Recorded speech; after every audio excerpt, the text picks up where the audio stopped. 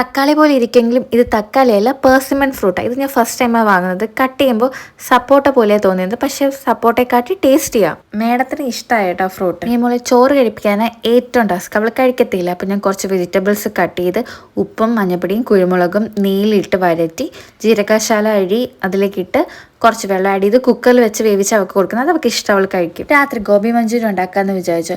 അപ്പോൾ cauliflower cut ചെയ്ത് ചെറു ചൂടുവെള്ളത്തിൽ മഞ്ഞപ്പൊടി മിക്സ് ചെയ്ത് വെച്ചു. മൈദാമാവും കോൺഫ്ലോറും കുരുമുളകും മിക്സ് ചെയ്ത് ബാറ്റർ ഉണ്ടാക്കി ഫ്രൈ ചെയ്തെടുത്തു. സവാളയും ക്യാപ്സിക്കം സ്ക്വയറായിട്ട് കട്ട് ചെയ്ത് ഇഞ്ചി വെളുത്തുള്ളിയും ചതച്ചെടുത്തു. വെളിച്ചെണ്ണ ഒഴിച്ച് ഇഞ്ചി വെളുത്തുള്ളി സവാള ക്യാപ്സിക്കം ഒരുപാട് വരട്ടേണ്ട 2 പച്ചമുളകും കാശ്മീരി മുളക് പൊടി ഇട്ട് കൊടുത്തു. സോയ സോസും വെള്ളത്തിലേക്കും കോൺഫ്ലവർ മിക്സ് ചെയ്തത് ആഡ് ചെയ്തതിന് ശേഷം നമ്മൾ ഫ്രൈ ചെയ്ത് വെച്ചിരിക്കുന്ന കോളിഫ്ലവർ അതിലേക്ക് ഇട്ട് കൊടുത്ത് വേവിക്കാം. ടൊമാറ്റോ സോസും അവസാനം കുറച്ച് കുരുമുളകും തൂക്കി കൊടുത്തു. ഇതെൻ്റെ ഒരു തട്ടിക്കൂട്ട് ഗോബി മഞ്ചൂരി, പക്ഷേ ഫൈനൽ റിസൾട്ട് നല്ല ടേസ്റ്റി ആയിരുന്നു.